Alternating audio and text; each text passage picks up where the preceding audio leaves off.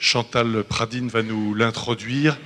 Et puis déjà, c'est pas très gentil ce que je fais, mais on va essayer pour chaque groupe ou chaque personne qui intervient de prendre plutôt 15 minutes que 20 minutes pour, dans la mesure de ce que vous arriverez à faire. Pas trop? Pas trop, hein. Mais... D'accord. Alors on prendra 20 minutes et on gérera plus tard le repas. Simplement une petite introduction pour resituer... non, là, ça ne marche pas, je n'ai pas réussi à le mettre. Resituer donc ces dynamiques autour de ce patrimoine qui sont à la fois des dynamiques qui sont négatives et des dynamiques qui sont positives. On a évoqué le fait que la mémoire évoluait et qu'il pouvait y avoir des oublis, des silences et des effacements finalement des allées mémorielles qui nous ont été présentées hier, avec des plaques enlevées ou perdues, voilà, des usages qui peuvent évoluer. Ça, c'est un élément déjà en soi. Les disparitions...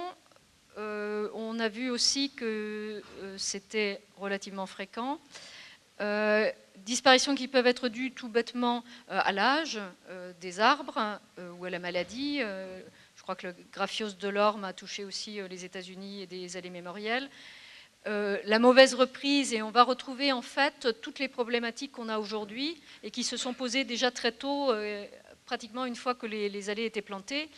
Mauvaise reprise à la Lincoln Highway dès 1925, vol et vandalisme aux États-Unis en 1930, 56 arbres vandalisés aux États-Unis, en Australie avant 1934, 23 arbres volés de la même manière, du vandalisme en Italie en 2017 et ce week-end sur une des allées de Cormier qui a été plantée par l'association du cormier fruitier forestier, déjà des arbres qui ont été vandalisés ou volés. Et j'ai beaucoup aimé le commentaire de François Varineau.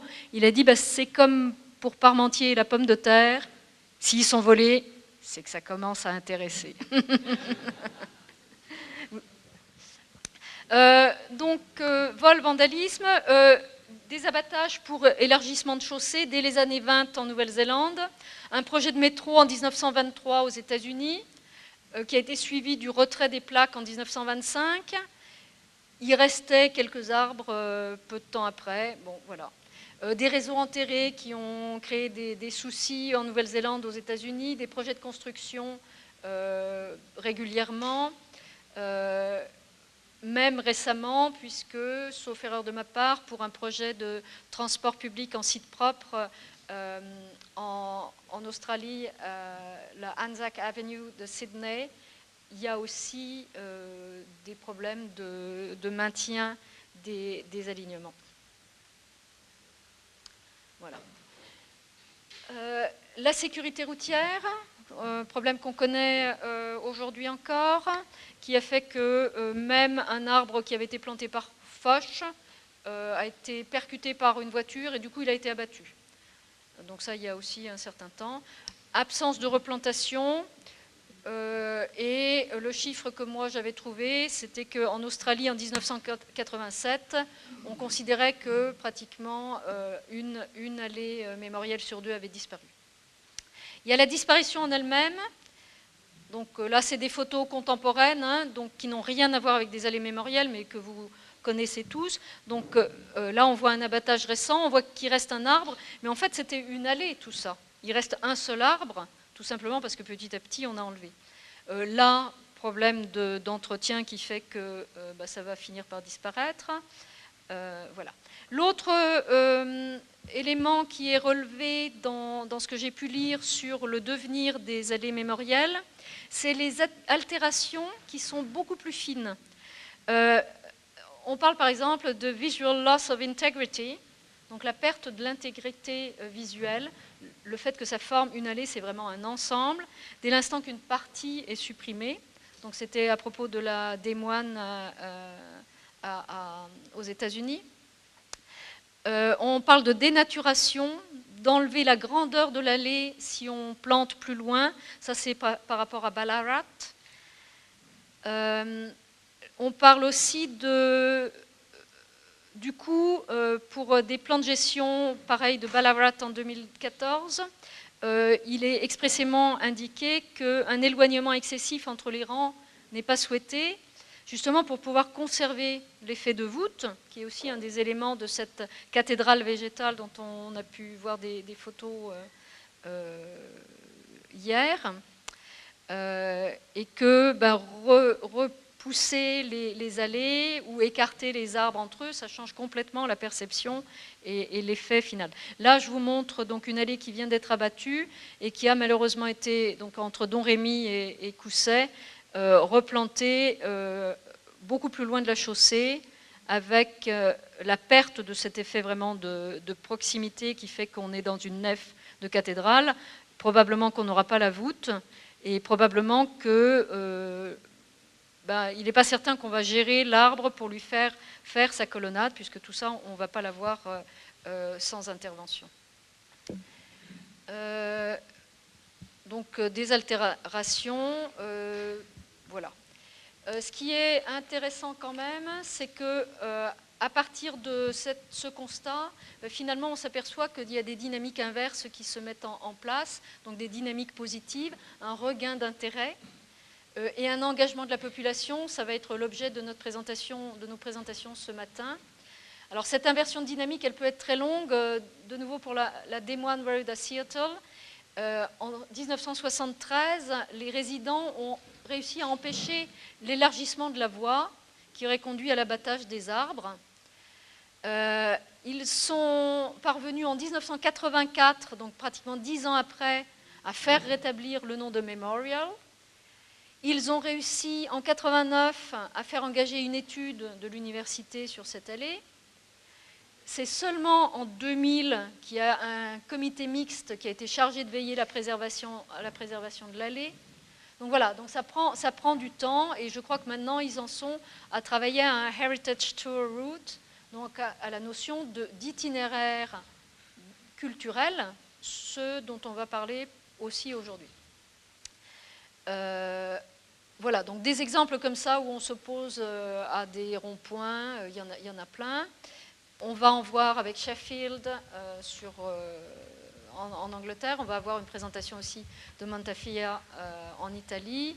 Et puis, on va voir donc toutes ces actions positives qui sont faites pour, à partir du constat et du fait qu'on a envie de maintenir les arbres et de s'opposer à des destructions,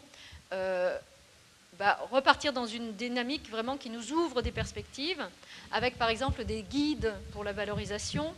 Il y a plusieurs guides qui existent pour la gestion, qui ont été créés, et donc la démarche des Friends of Soldiers Walk, je crois, qui nous a été présentée hier, où ils ont un guide qui parle de la nécessité du travail de terrain, des activités avec les scolaires, du contact avec les familles, du travail en partenariat avec la ville pour que celle-ci s'implique, de l'implication physique aussi, et on va avoir des exemples dans les lauréats du prix des allées qui vont être présentés aussi, où là, on plante, donc c'est du physique, c'est vraiment pas que de parler ou de réfléchir ensemble.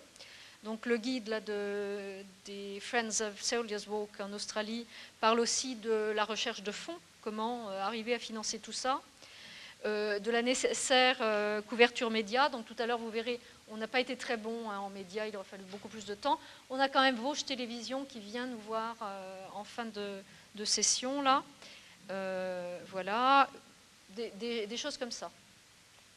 Je ne vais pas en dire beaucoup plus. On va découvrir donc des cas tout à fait précis et puis on va continuer à travailler cet après-midi toutes ces actions positives qui nous permettent d'envisager cet horizon 2030. Voilà, ça c'était pour signaler le prix, c'était la remise du prix des allées du premier.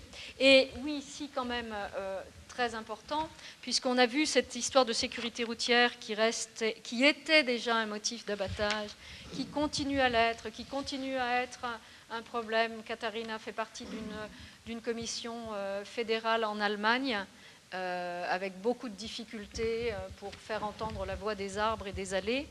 En 2011 est parue une étude dans laquelle je compare le risque d'être tué dans un département français, donc sur une surface géographique bien définie, en fonction du nombre d'arbres plantés en alignement le long des routes, sur cette surface bien définie. Et on voit le risque en fonction de cette densité d'alignement, et on voit que il n'y a pas de corrélation.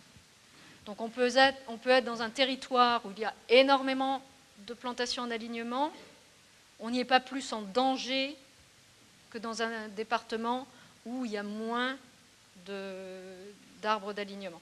Et ça commence, on en parlera un tout petit peu dans mon introduction de l'après-midi, ça commence à être pris en compte, mais pas beaucoup.